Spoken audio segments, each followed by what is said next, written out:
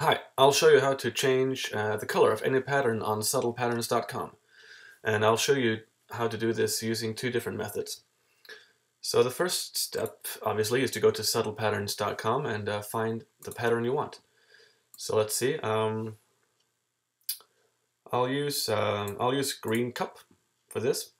Click download.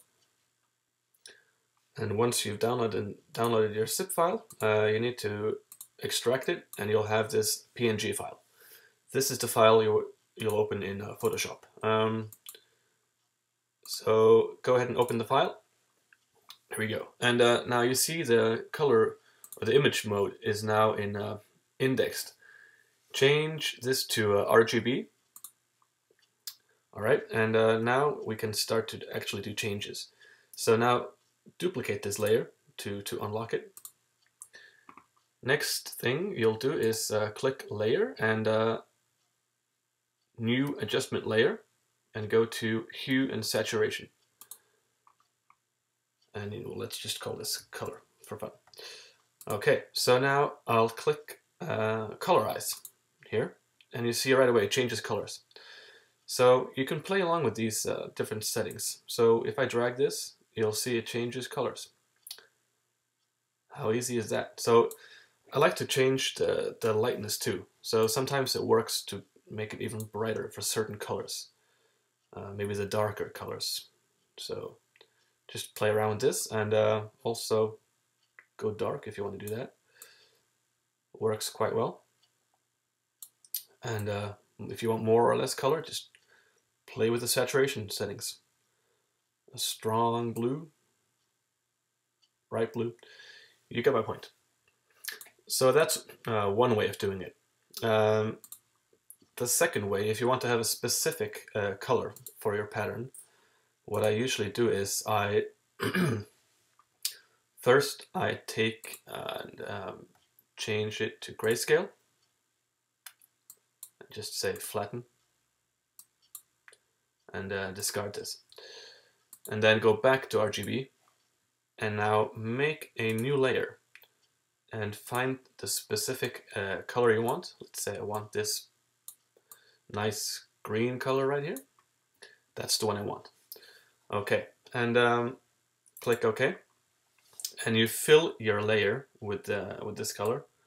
I'm not used to using the menus. I usually use the keyboard shortcuts. I don't even know where the menu is. I'll just do it like this. So fill your layer with the green color you want. I guess it's in here. Sorry, yeah, here we go. This is the one you want. So fill it with this color. And it depends on the kind of pattern you have. So usually for dark patterns, I used to change the blending mode to color. And for lighter patterns like this one, usually I change it to multiply. So click this one, multiply, and you'll see now the color adds over nicely to the pattern. And the same thing as before, you can change the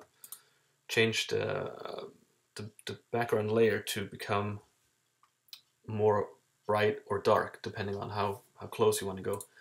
But this is a bit darker than the color we wanted, so that's probably because the layer is still quite dark. It's not very bright.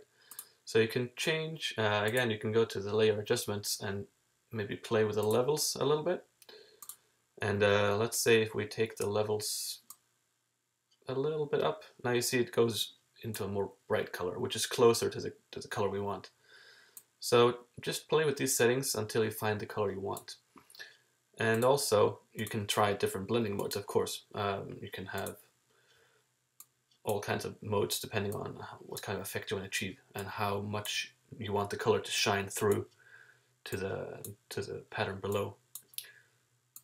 None of these work. It's usually more for the dark patterns. Here you go. It's a very subtle effect. If you zoom in, you can see it's a different kind of pattern, but it's all up to you. You can do whatever you want. Soft light is usually quite nice. But yeah, like I said, usually for dark patterns, I use color blend mode, and for light patterns, I use multiply. So that's it. Play around and have fun and try different settings and find the colors you want. This works for any pattern. So good luck.